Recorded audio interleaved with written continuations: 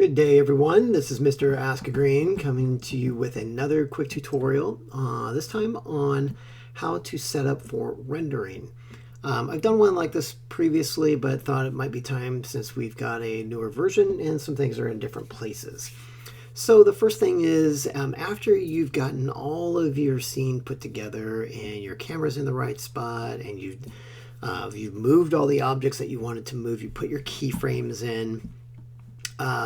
You're going to then set up for rendering. So let me show you really quick. Here's my timeline down here, but I don't see any keyframes in there because I like to go to my 3D animation window to see that. And if I click on my camera, and there it is right there, you see that I've got my keyframes. So my camera is the only thing that's moving in this scene. And that just is just the way that I set this one up. Now you may have some other things moving, but that's okay. You see keyframes down here in the bottom. So what I'm going to do now is I'm going to render this out. I'm going to get it set up and I'll show you how to render, the settings that you need for rendering. So first off, we need to take a look at some of the things over here in the properties panel. So in our render properties, I need to make sure that I have all of this set. Now this should have already been set up the way that you wanted it. Now, if your computer uses a GPU, a nice GPU that's accessible by Blender, then you can use the GPU. But I'm on a Mac and the new stuff doesn't work with GPU. So I'm just going to use my CPU to do the rendering. The other thing is the render samples. Render samples. I have set mine pretty low for this scene because I've also set up my denoising. Now this is again something you probably should have set up. And it looks like I failed to do that in this newer version. But you'll definitely want to set up the denoising here. Go ahead and click on render and then make sure you change the NLM to open image denoise. Now you may have another option in there. If you have a PC, you might have OpticX. And if you have a Mac or some sort of a Linux version, you might have open image denoise. All right. I'm going to go ahead and hide that now. And the only other thing you might want to take a look at is your color management. Just make sure that you've got, filmic is the biggest piece here. And then you may want to go either with a medium contrast, or I kind of like to go with a medium high contrast. And that just gives it a little bit more depth in the color. So I'll hide that as well. And that part is totally up to you. Now we're going to go on to the next button down here. This is the one that looks sort of like a printer. It is the output properties. And this is where we tell Blender to render our movie as a certain type. So first we're going to tell it where to go. I'm going to hide my dimensions here. You don't need to see that. So here's my output.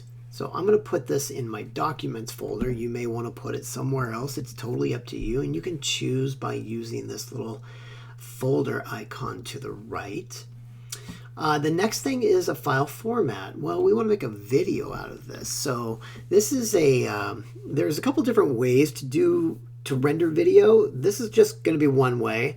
I'll make another video on how to do with image sequencing. So this will be for short projects, things that aren't going to take very long, or just things that are going to go quick.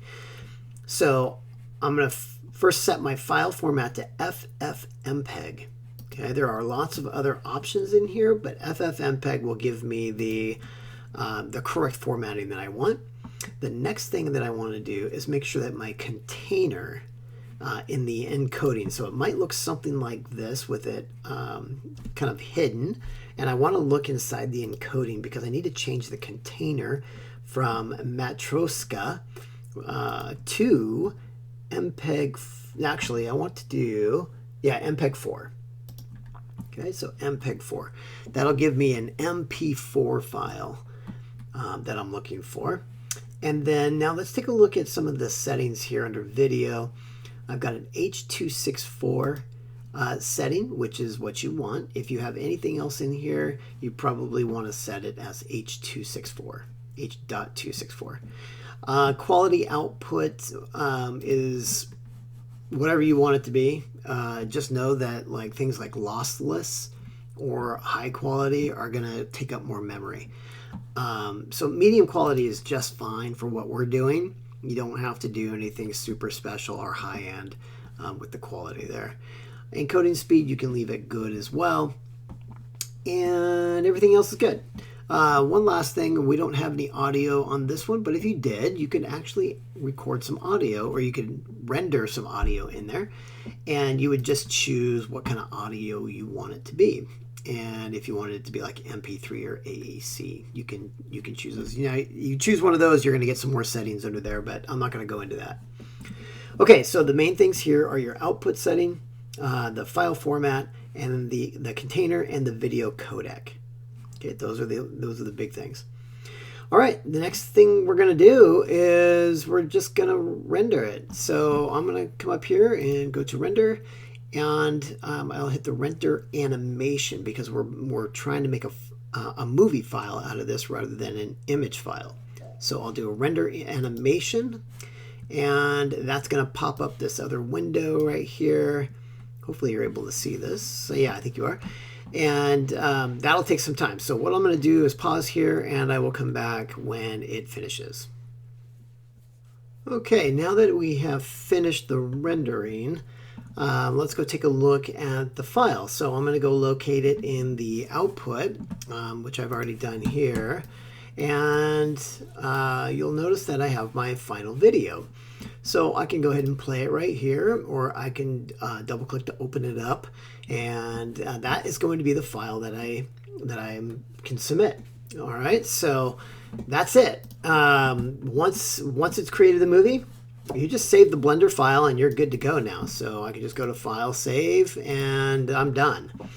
Again, there's another way of actually rendering out longer files or files that you have on a computer that you share with somebody.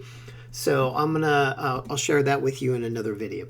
Until then, that's it. So have a great day, and I will talk to you soon.